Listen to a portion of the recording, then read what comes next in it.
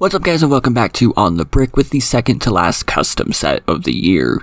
It's been snowing a lot outside, which means it's very cold, and in terms of Star Wars, what better to represent that than, well, Mustafar? Sure, let's go with it. This is actually something that I only discovered very recently thanks to the Lepin subreddit. There is a seller on Etsy, linked down below, who sells these custom mocks, including minifigures, but they are based out of the United States, which means that you don't have to wait 2 to 3 months to get your sets. Or pay like $50 for shipping to get it faster. Now, I'll be doing a full review of them at some point, but to test them out, I purchased this Mustafar build for only $19.99. Now, this mock does come with 312 pieces and the 2 minifigures, however, I have absolutely no idea who designed this.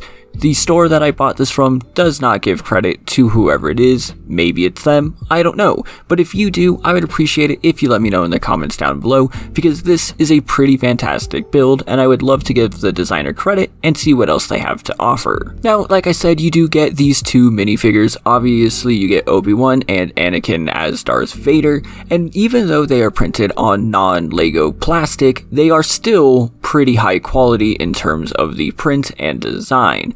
Obi-Wan is based off of the normal Lego Episode 3 Obi-Wan, and Anakin as well, as far as I can tell. When looking at these, you can tell that they are ever so slightly different. They honestly look like customs in my opinion, and I'm not really sure what it is about them that does that, but they look good. And also, Anakin does actually come with an alternate non-yellowed eyed face. So, if for any reason you want to do that, you can. Also, because I'm sure someone has already left a comment, I fixed the hands. Sorry I didn't catch it earlier. I really like builds like this. I've said this a lot on the channel that I really like these display type mocks as well, more than just like vehicles and everything. This was 100% designed to just be a display piece for this iconic moment in Episode 3, and I think it does a fantastic job at that. The base of this is obviously designed for that, and it's also meant to be seen from a certain angle. If you look at it from the back here, it just doesn't really look that good because you're not supposed to see it from this way. But the other angles allow you to get really good views depending on how you want to set this up. This entire thing is built on a single base plate, by the way, which is really cool and obviously provided with the pieces. And then on top of that, you have the rest of the build, which is extremely sturdy. These are not loose in here. You can shake this around and most things probably won't fall out. If you remember, a little bit ago, I reviewed hachiroku 24's version of Mustafar, which is very similar to this, but uses the stud technique. This obviously doesn't, and even though I'm a huge proponent for the stud technique, I really love how this comes across here, primarily because this is a great example of why studs on top also can work.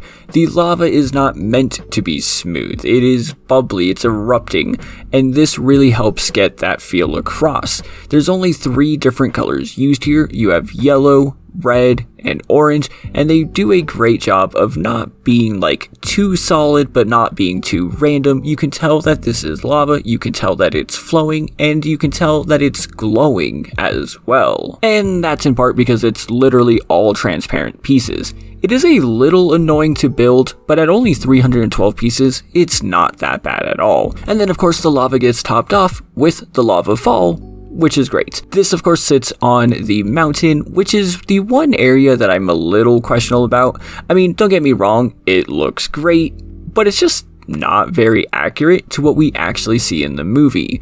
Obi-Wan isn't really sitting on a mountain as much as he is just like on the side of a hill somewhere. I think they could have done a better job representing that, but this isn't bad by any means and does the job fine. And then of course, the last part of this build is the little robot platform thing that Anakin is standing on when the fight ends. This is a very sturdy build and actually sits a few studs above the lava so that it can be floating, and has the stud on top so that you can put Anakin. There is a single place to put Obi-Wan on the mountain. The only problem with doing these is that on the mountain Obi-Wan is ever so slightly off-centered, but it doesn't really matter that much because I still think that this looks cool. It is currently sold out at the moment. I have no idea if they're going to get more, but I'm sure you can find it elsewhere as well. And regardless, the guy has a bunch of other stuff anyway. So if you know who designed this, please let me know in the comments down below. Remember to like if you like what you saw. Consider subscribing because I would really appreciate that. It's the Christmas season after all, or the holidays. Celebrate what you want. But thank you all so much for watching, and I will see you on the next one.